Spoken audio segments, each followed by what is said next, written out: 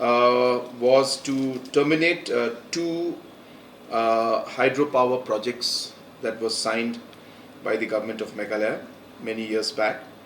One is the Kinshi 1 hydroelectric project, and number 2 is the Upper Cree Stage 1 and Stage 2 projects. As you recall, that these two projects were in collaboration and tie-up with some private parties. But because of the financial non-viability of these projects or unviability of these projects, and the rates coming up too high, and also the time taken by the different companies to implement this, the decision was taken by the cabinet that both these projects, the Kinshi 1 project and the Upper Cree Stage 1 and 2 projects, will be terminated.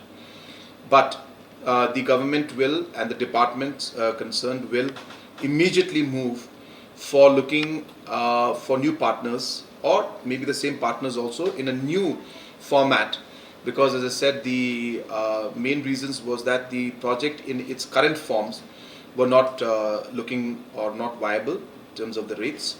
But the new technologies that have come in, where pump storage and other facilities can be used, and also the combination of the water being released from one project and being used as a downstream for another project, like in the case of Upper Cree Stage 1, 2, the projects also need to be changed.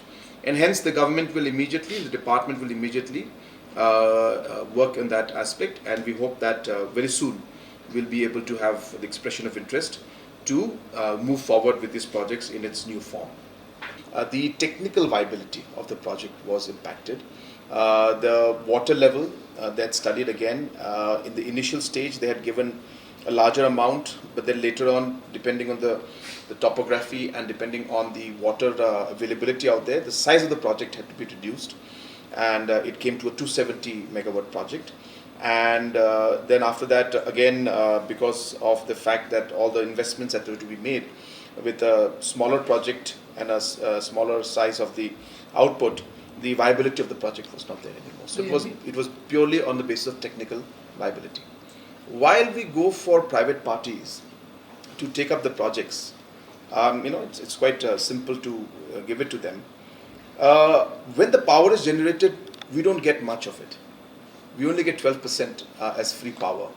The rest, if tomorrow the company comes and through the regulatory commission, if they say that you have to buy this power at 8 rupees, then we have no choice, we have to buy at 8 rupees.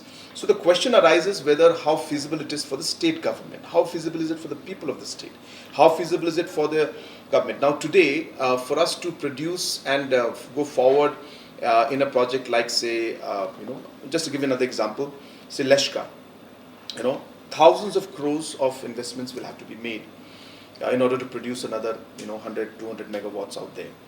Now, that kind of investment being made, say, in a solar mission which we're doing at 500 megawatt, 500 crores, which we're going to implement in the next 5 years, are these going to be more beneficial?